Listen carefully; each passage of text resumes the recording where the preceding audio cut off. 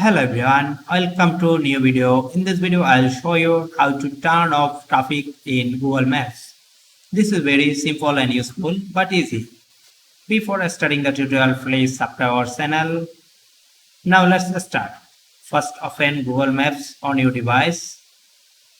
Then tap on this button.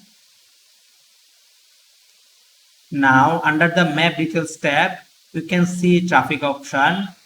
Now tap on it. See here. Now traffic mode is off. If you again want to turn it on, again tap on this button. Again tap on this traffic. See here. Now traffic is again on.